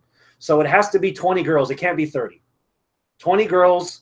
I'd say maybe 7 from Raw, or 8 from Raw, 8 from SmackDown, maybe 2 or 3 from NXT, and your surprise entrant. Okay. And it has to be a minute, not 2 minutes. As a matter of fact, some of the Royal Rumbles do 90 seconds, depending on how many people are. Hell, there was a Rumble itself where it was 60 seconds. Yeah. So, and that was with the 40 members, I think. The 40-man Rumble that the real one, I think, because that shit was long. It was. Well, okay. So it has to be either a minute and a half or 60 seconds, no more than 20 girls. And it has to be complete. Like, no middle rope crap. If you're going to do it just like the men, you have to go over the top rope, both feet touch the floor. Well, they have done battle royals recently in NXT, I think. And it's over the top. Over the top rope. Yeah. They finally changed that where it's over the top rope. But if they do make it 30 to make it even, 30 men and 30 women. That's too many. I think they could work if you don't have that many other matches on the card and if you shorten the intervals. Not 2-minute intervals, not 90-second intervals, but maybe a minute for both the men and the women. Because if you want to make this fucking seconds, it has to be a minute and a half at least. No, because with the entrances, usually they just play the music, run down, and get in. They don't wait for the good part. Depends who. No, that's usually standard for any Rumble match that they've done. Just hit the music and they go out there. Yeah. But I mean, like, if you want to really, it's already a 4-hour pay-per-view, and the last hour is the men's Rumble match. Okay, I mean, if it's 30 each, and each entrant is a minute, that's 30 minutes each match. That's not that long. That's too short. For a men's Royal Rumble, that's too short. I'm sorry. I don't want to be the asshole here. This is the first women's Royal Rumble. You're gonna have time to work out the kinks. That one needs to be a minute long. That women's Rumble cannot be longer than the men's Rumble. Especially when you already have pay-per-views where you already feel like 2 Hell in a Cell matches or 2 Elimination Chamber matches or a ladder match and a TLC match is already too much. Well, okay. So again, this kind of goes back to what else are you going to put on the card? Is Charlotte going to defend her title? Is Alexa going to defend her title? Is AJ going to defend his title? Is Brock going to defend his title? Is Brock already is defending his title? Okay, yeah. Like, how many other matches are you going to have on the card? If you're going to have, like, 6 other matches, then, all right, y'all need to cut a lot of stuff out of both the guys and the girls. But if you're going to have just, like, 1 or 2 other matches, then you have time for 2 full-on Rumble matches. As a paying customer, I'm not paying $100 or $150, or I'm not flying out from here to Philadelphia to watch 2 Rumble matches and 2 title matches. That's not going to sell on the network. That's not going to sell on DVD. That's not going to sell for the person that paid their money to go and to travel, because the Royal Rumble is now becoming WrestleMania. People are traveling from all around the country to watch this. It's sold out in 5 minutes. So you are not going to have a happy audience if you're having 2 long-ass Royal Rumble matches and only 2 matches in between. It's not going to work. All right. So aside from the logistics of that, I'm psyched as fuck, though. Who's showing up from NXT?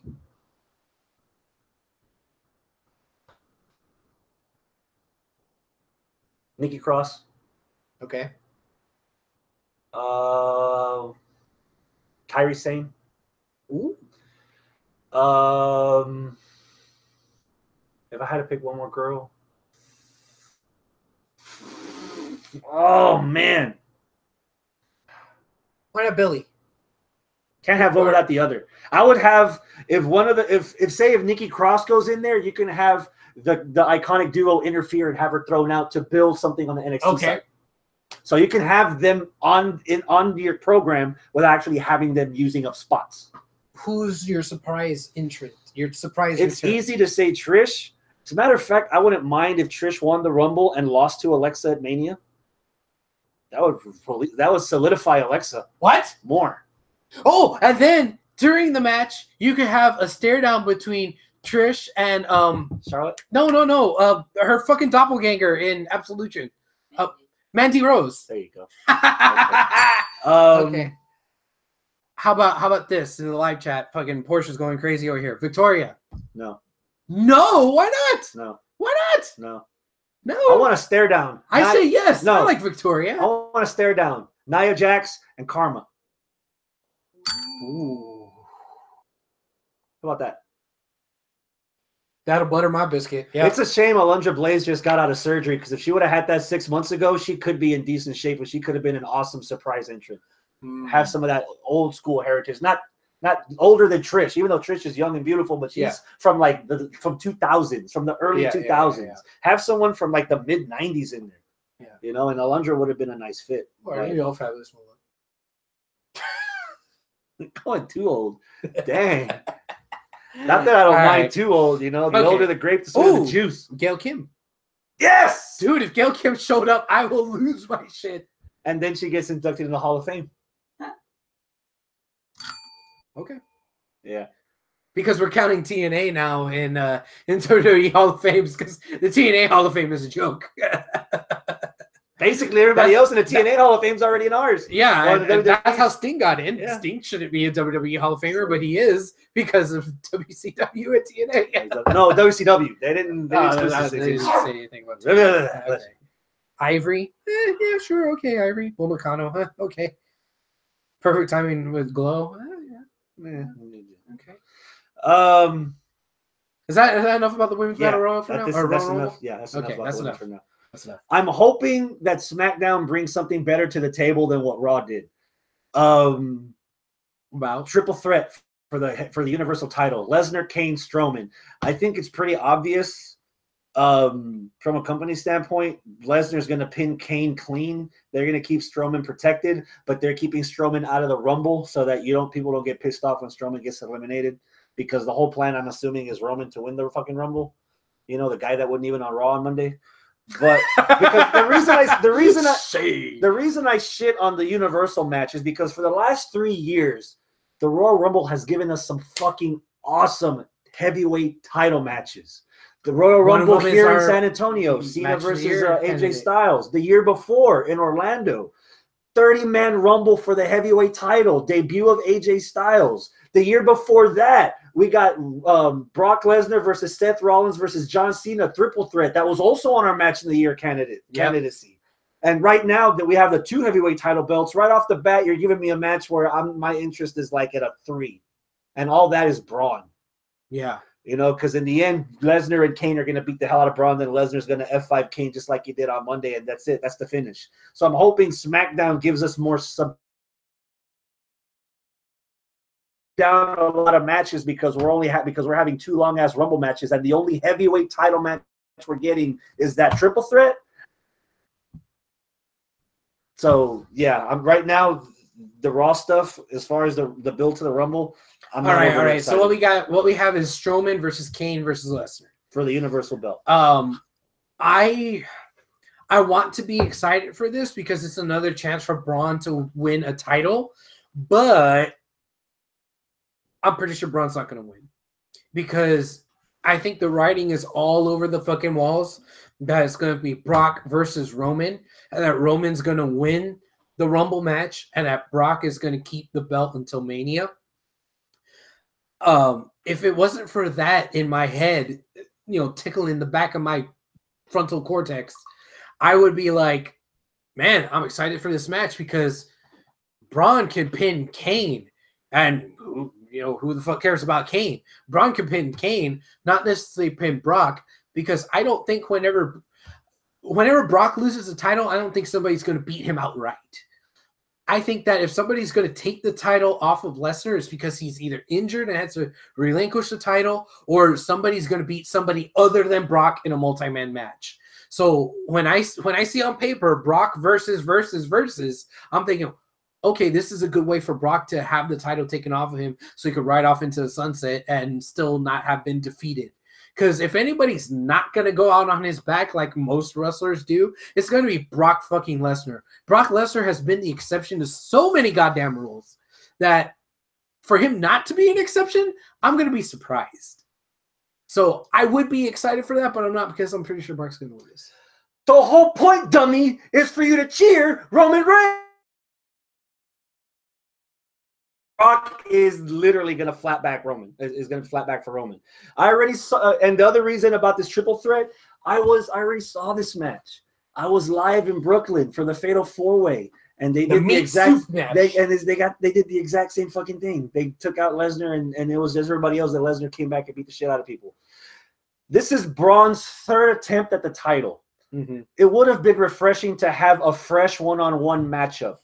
Brock versus Kane on its own might have interested me more than adding Braun into this, because at least it's another fresh challenge for Brock, a fresh match.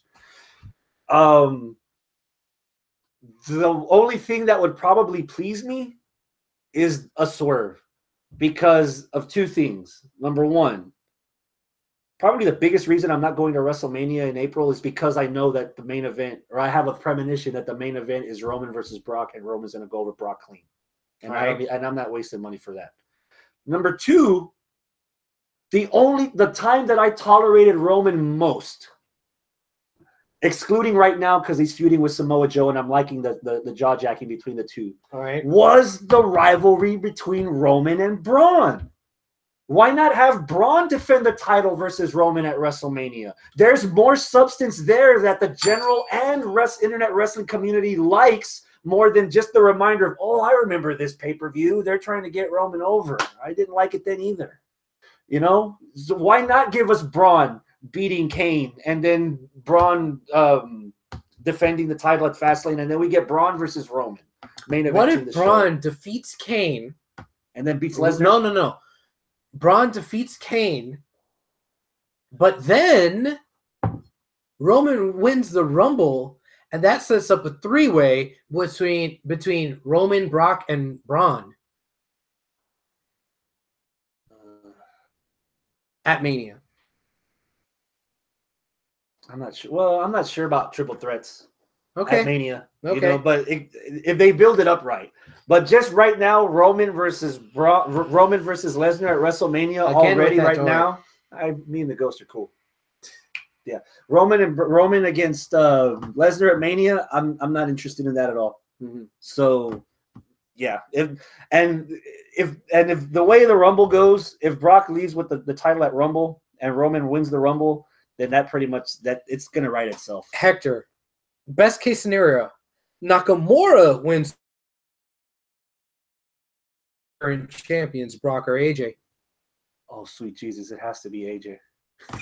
Nakamura versus AJ, the rematch from Wrestle Kingdom. Yes, please. Thank you. I'll have another. Yeah. Yes.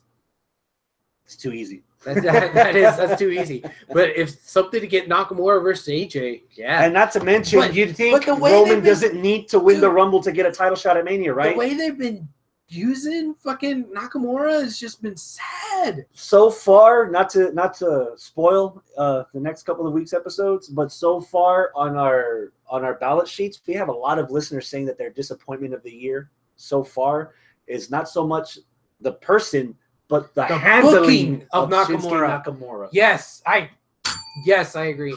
Yeah. Okay. So maybe go into 2018 with a boost, have him win the Rumble, then go against AJ. Randy says Braun versus Brock versus Roman is blah versus Boar versus bland. God damn it, Randy. Oh, man. But yeah, Braun's the only interesting one. Dude, I really want Braun to somehow win. Like, I don't want Braun to just lose this match and go away, because I kind of understand him not winning the meat soup match, you know, but god damn, he is... I don't want him to wind up kind of being like Bray, where He had all the potential in the world. He's the guy that everybody, the IWC really, really fucking likes. And you know what? I think WWE might like him as well. All right, cool. And then jobbed out for a year straight. You know, I understand this will only be his second main event loss, but God, that first one, well, no, this will be his third main event loss because he had a one-on-one and then he was in the meat soup. He was in the meat soup first. That was in August. Hell in a Cell was in September. Yeah, and he lost both of those, and then he goes and loses this again. Man, that's gonna suck. It's if you're a Braun Strowman fan, which I am. Yeah. Okay. Do you think Vince will swerve us all and have Balor win the Royal Rumble? I would hope so, but I doubt it. I wouldn't hold my breath. That'd be cool. I was hoping Balor would get the title shot against Lesnar at the Rumble. Royal Rumbles have been notorious for giving us title matches that we weren't really expecting just to see if they were ready. Royal Rumble 2008, Batista defending the World Heavyweight title against Mr. Kennedy. And that was his coming out party. Yeah. Royal Rumble for the WWE title before Hardy's first heavyweight title run. Yeah. It was later that year that he got that title run. There's plenty of opportunities at the Royal Rumble to test stuff out. Edge versus Ziggler for the World Heavyweight title when Edge was the face and Ziggler was the heel. There's been some very good matches where you didn't see coming. This was the first example of, oh man, I hope the rest of it isn't like this, because I'm hoping for something different. Like I'm hoping. I don't know what. Yeah. Is there a snowball's chance in hell Kane wins? She took the word right out of my ass, because that's where it was coming from. Okay. All right. No. All right. What's next?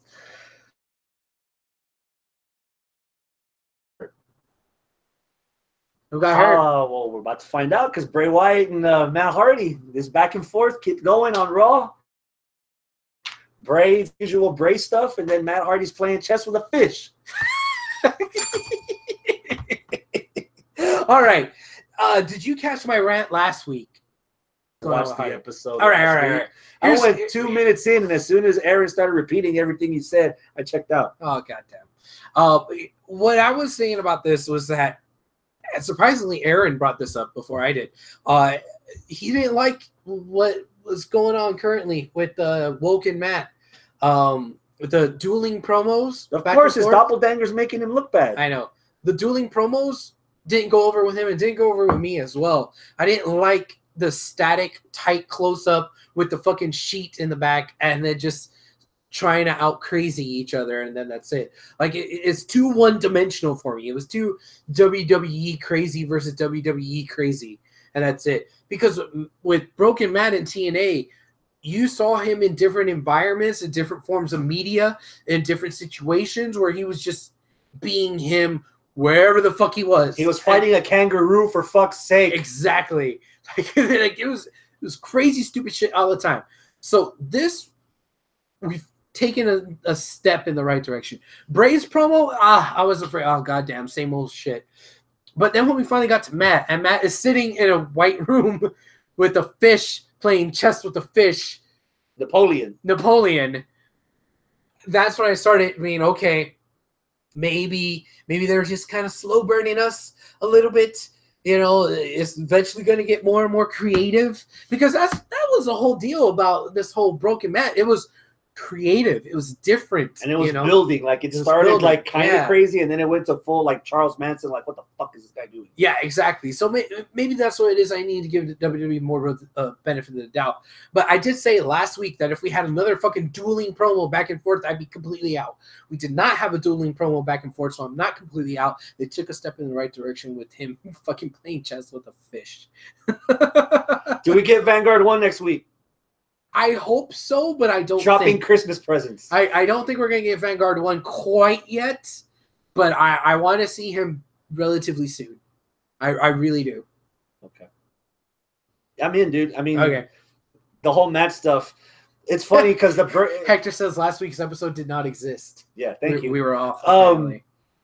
It feels like balance for the pulling away that Bray does for my interest in the feud. The Matt Hardy brings me right back to even. So I'm hoping that I mentioned this before when this feud first started, that the biggest complaint I had was the timing of the rebirth of Borken Matt, that it came across as a product of Bray Wyatt. I'm hoping that a more interesting Bray Wyatt becomes a product of being around Borken Matt. So I'm hoping that before they step in the ring, hopefully that there's a change in Bray that'll make him interesting enough for him to warrant being in a feud with Matt. All right. I sure hope they don't fucking have they don't air those matches in front of that 205 crowd, because ain't gonna be nobody there. They're main eventing the 205 house shows with that match because the ticket sales are struggling. Really? Yeah. That's weird. Yeah. Hector asked, do you think that they will end up having a match at Matt's house at the Hardy compound? I would hope so. I mean, that was the whole fucking point, eventually, of all the Broken Matt stuff in TNA. They had the fucking battlefield. That happened like a month or two in, at least showing the vignettes from Matt's house, from the compound. But that goes back to how much of... Then the three big fucking things that got it over with everybody were the final deletion, the tag team turmoil, and the delete or decay. And that was all at the compound. I don't think you could have Broken or Woken Matt without eventually even at least seeing the compound once. Yeah. I don't think you can have it without it. That goes back to how much input does Matt have, or how much of the past are they going to borrow, and how much of it is just going to be WWE's. We'll see how long that optimism lasts. Okay. The loser weights. Cedric's the #1 contender. Yeah. Thumbs up or thumbs down? Defend yourself.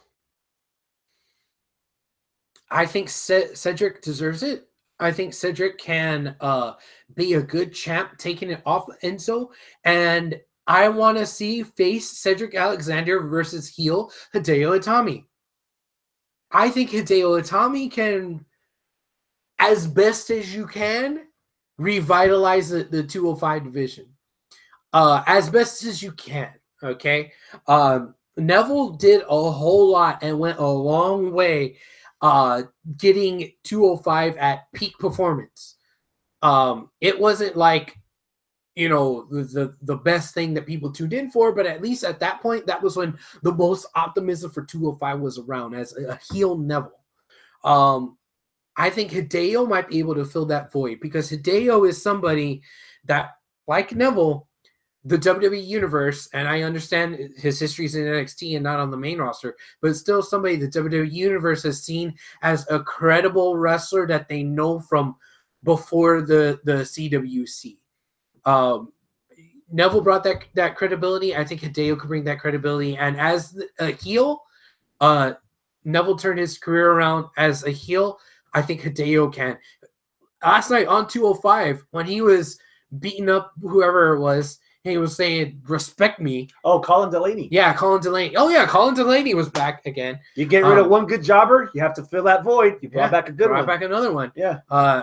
This is basically he's filling Ellsworth's position. Yeah. Okay. Colin Delaney was getting his ass whooped, but as he was getting his ass whooped, Hideo was saying, "Respect me."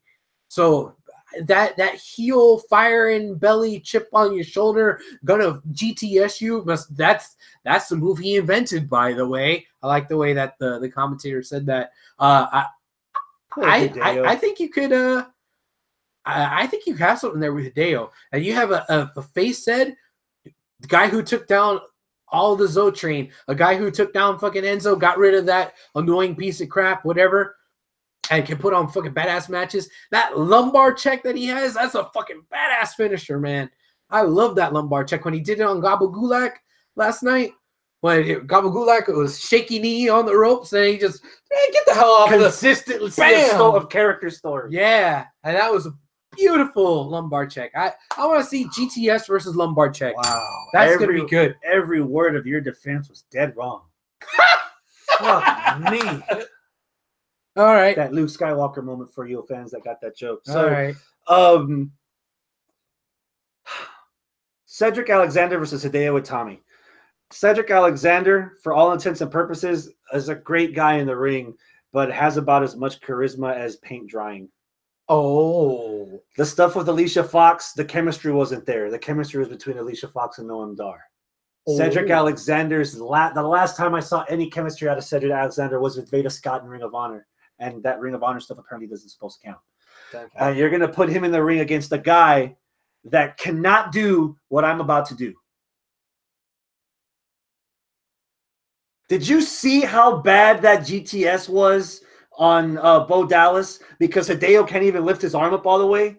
And then after the match, when the ref tried to lift up his arm, he like flinched it back down. And you could see that he was not happy when he did that. All right. Yeah, Hideo is not what he used to be, ladies and gentlemen. And when this podcast first started and Hulk Hogan was in Japan and signed Kenta, my bowels were at its cleanest because I lost all of my shit. And I can openly admit right now, colonic free, that this is not the Hideo that we're getting on this brand. You were ready for a night in town in Montrose, huh? Oh, most definitely. The width of the Lincoln Tunnel. But no, realistically, I can tell you that's not the Hideo we're going to get here, man. Okay. He's damaged goods. I'm hoping they can get something decent out of him.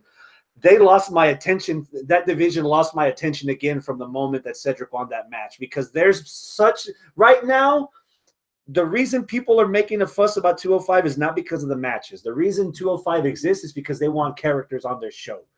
They're not highlighting wrestling. The reason Neville got over was because he was a douche king straight out of Game of Thrones. Right now, the money was poor little Gabagulak somehow eking a win and trying to fight against his protege, who, like, I'm finally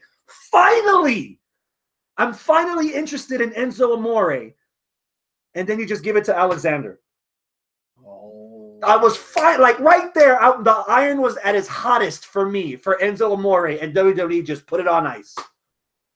I would be more entertained to see Drew Gulak versus Enzo Amore than I would be entertained watching a wrestling match between Cedric Alexander and Hideo Itami. And somehow Drew Gulak continues to cock block. Yes! Yes! Him and Nia. I would be just as upset as Enzo if somebody's trying to cock block me from Nia Jax. Bro. Oh, Lord. Man, that look that Nia was giving, like, man. God damn it, Nia Jax.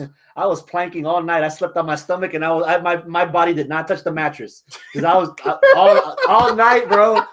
Dude, that segment in the back between Gulak and Enzo, that needed to continue.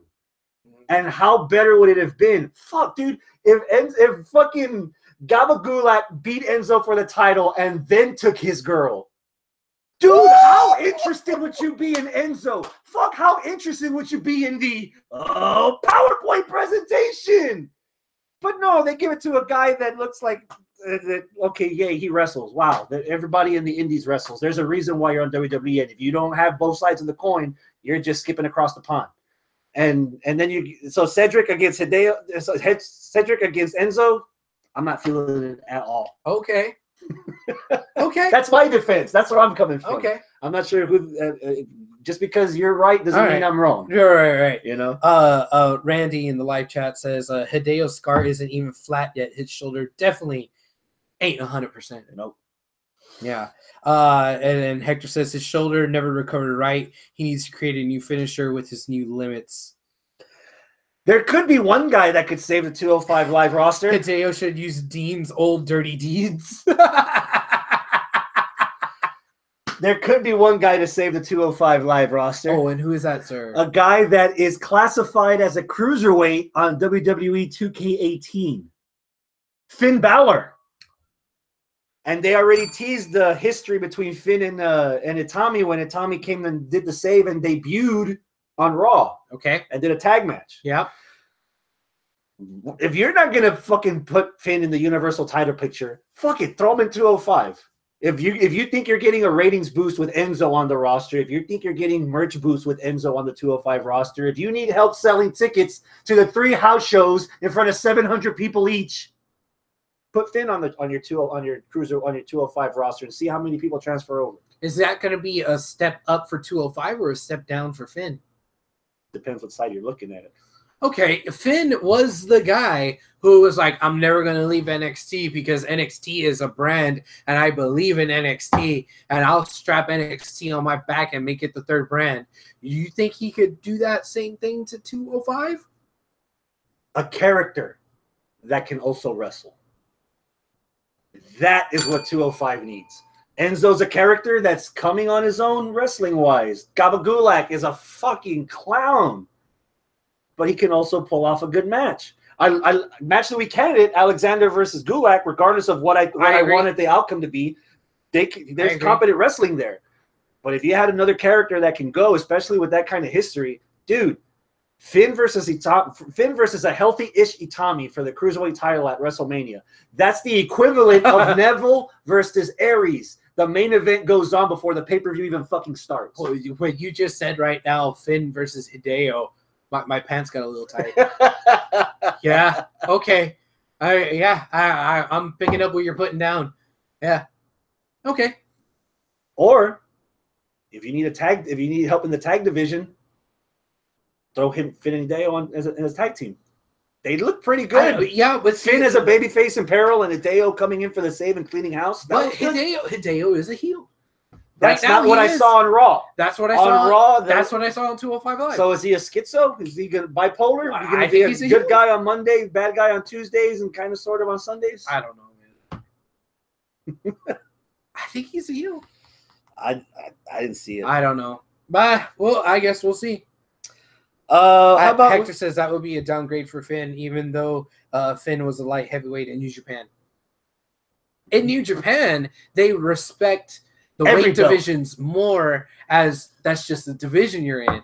You can be the junior heavyweight champ and still be more popular than the heavyweight champ, or vice versa. It's kind of like in UFC. Everybody wants to see the title match. It doesn't matter if you're a flyweight, welterweight, junior, or heavy. And a lot of times the flyweights and the featherweights are more entertaining than the heavyweights because they move around, they bounce around like a pinball, as opposed to the heavyweights that just throw around. Yeah. Or GSP that just lays on you for 25 minutes. How about we end the Raw talk with the revival of the revival? Okay. Yes. Or no, I should say yeah. Yeah, man, they're back. I'm happy that they're back. How long? That's what I was about to say. Hopefully they can stay healthy now that they're back. Eat your vitamins, say your prayers. Yeah, I think that they came at a time where they were no longer necessarily needed. I think they were missed last year.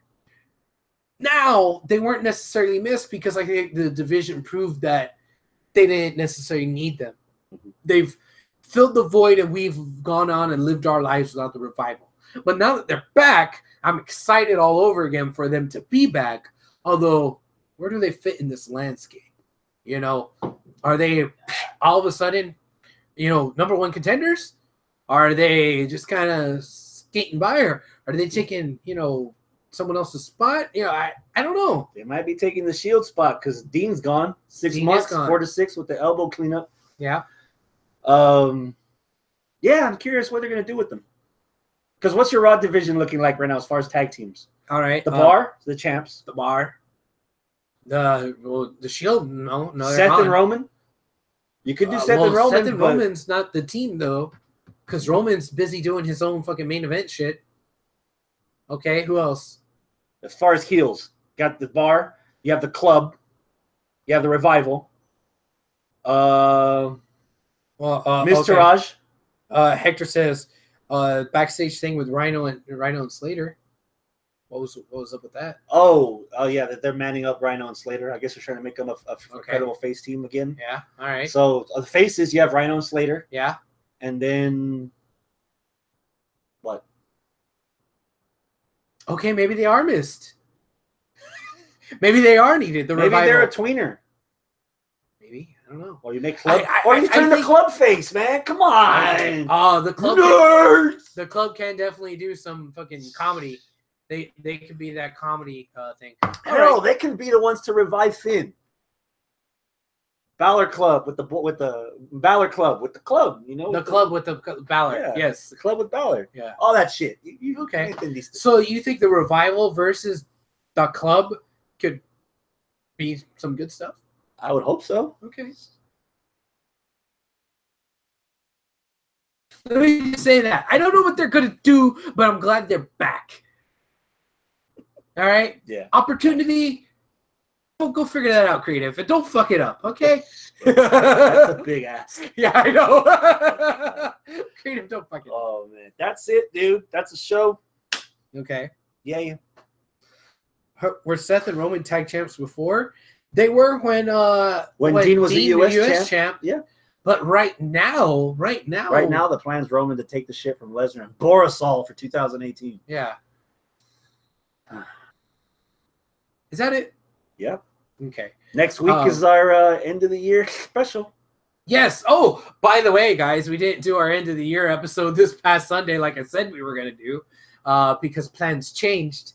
But next Wednesday, just tune in here. We won't have a regular episode where we talk about the weekly stuff, this and that. No. We're going to do our year in review. We're going to recap everything throughout the entire year. We're going to go down our match of the year list and pick a match of the year, which is the highest honor we pass out. But do you remember last year's match of the year? It was from Lucha Underground. It was what's his name? Fucking Muertes versus Puma, yeah, and it was it was a Grave Consequences match. Yes, that's how about the year before? Was that Punk versus Lesnar for SummerSlam? Nakamura versus Zayn. Nakamura versus Zayn. The year before that was Punk Lesnar, right? We'll research. But Punk Lesnar was one. Punk Lesnar was one. I think the first year we did it, 2012, it was The Shield versus Hell No and Rhino. Or no, Ryback? It was Hell No and Ryback, right? Don't ask me. I wasn't there. Nah. Whatever. But we're going to add one more to the list. Yes. Next Wednesday. Yeah. Is it going to be just the two of us, or is there going to be somebody else? No, it's going to be the manager of Lids? Me, you, and Arnold. Should be, at least. And if Travis wants to show up, he can too.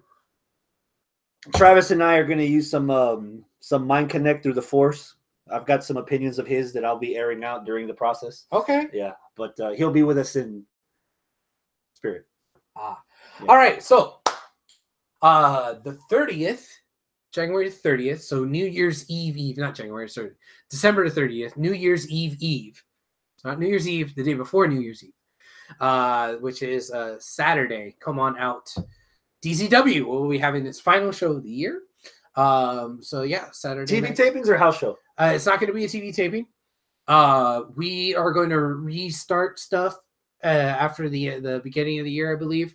So right now, this is going to be the last show of this year. This past Saturday, we had an event. We have a new DCW Lightning Division champion.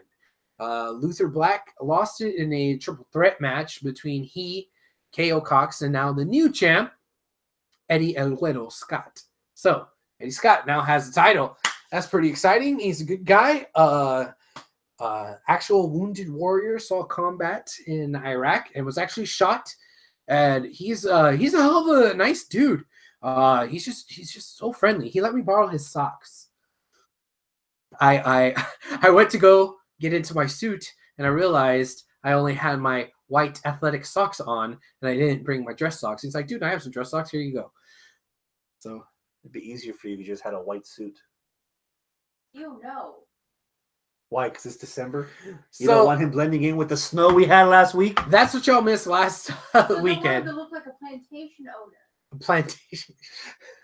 You had my curiosity. Now you have my attention. I'm not a big time pizza lawyer, but I do say. But yeah, come on out to Olympus Arena, 1812 Avenue D, Katy, Texas, on the 30th, Saturday the 30th, 7 p.m. Please come support. Porsche, when's the next ROW? January 13th. Yes. January 13th is the next ROW. Is there any special stuff, bookings, matches or anything? What are they pushing? No, not yet. But I believe in February we are having a women's tournament. In February, you're having a women's tournament? Yeah. Ooh, that sounds cool. Women's tournament. All right, so that's that. Adios, my friends. Keep it classy. That's it, man. Oh shit. Hector says he'll be selling chicken in that white suit.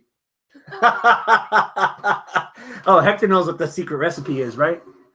Will there be user suggestions for the year-end episode? Yeah, sure. Why not? Well, we're gonna be live. Yeah, we're gonna be live. We'll ask you the questions. We'll ask the question, and after we discuss it, we'll get the Hell, we already have the thing up on our Facebook page. and we might add Yeah. one or two Yeah, the last minute. Go check on our Facebook. Yeah. All right. Thanks, Hector. And everybody else in the live chat.